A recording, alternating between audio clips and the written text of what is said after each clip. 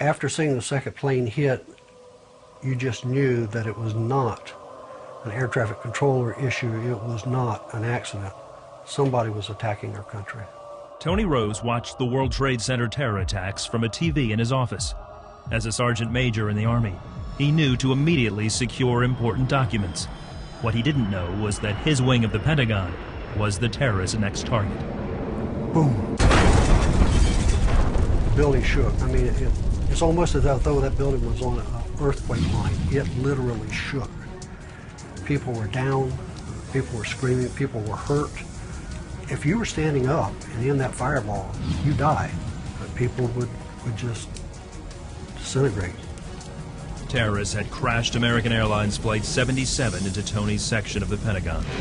Just above his head, the fire burned at 2,300 degrees. You know, whatever that touched, it would incinerate. That fire was taking air from wherever it could get it, and if it meant your lungs, that's where it took it from. I hit the wall so hard that it was like a body slam. I couldn't breathe in, I couldn't breathe out. Time slows down. Am I alive? Is this real? I was scared to death. But Tony says he knew he was still alive for a reason.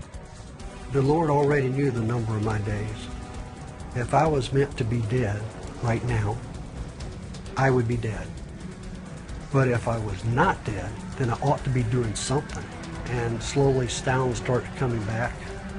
At that point, I got to my knee and started waving people past me to escort people outside of the building. And we cleared people as quickly as we could below the smoke. And then after that, when no one else was moving, we went into the smoke and the flames to find the people that we knew had not come out. Tony went back into the burning building 5 times, working his way deeper into the intense heat and smoke, pulling out survivors. Everything was hot. The closer that we worked into the building toward the E-room to try to find people, of course, the hotter it was. The real issue about going back in that day was what I learned at the knees of my mom and my dad, my Sunday school teachers, the elders of the church. You see, because that's what gave me a heart for other people. But there was still an assurance that I was right there at that time for that reason to do whatever it was I could to help. That day, people needed help. The reality of the attack didn't set in until later, when Tony found pieces of the jet and a hand from a child passenger. I got so angry, I got so terribly angry, because I realized that somebody literally had come home to my home, attacked my country, attacked my family, attacked my flag. And you know, why did this kid have to die? Why did this little kid have to die?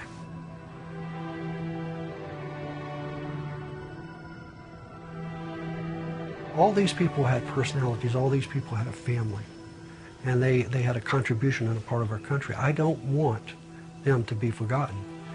Not just for themselves, but if we forget them, then we forget the fact that there is someone out there who does not like our flag, who does not like our country.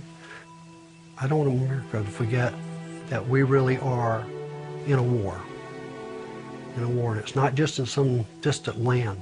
It's right here in this country, it's right now, and all of us have a part in that. And the only way they're going to know is if we remember. That night, as the adrenaline wore off, Tony realized he was wounded.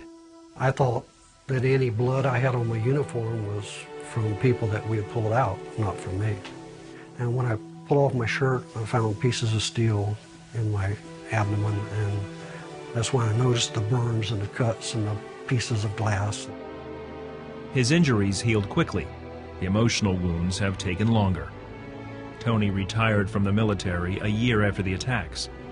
He became a licensed therapist, helping others and himself find hope in the midst of tragedy. I know that if I'm going to do what I was meant to do on this earth, I need to stand tall and be a Christian soldier. And that's by sharing the Word of God with other people.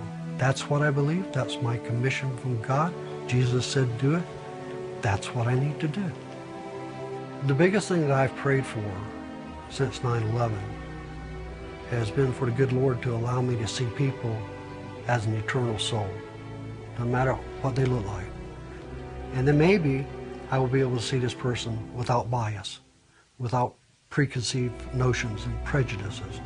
And then maybe I can really hear what this person has to say, or say something to them that they need to hear. There's hope that's coming out of 9/11. And that's what people need to hear. And when you've got that hope, and you've got a confidence and energy to be able to go out and do what you need to do. And for me, my hope, that's Jesus.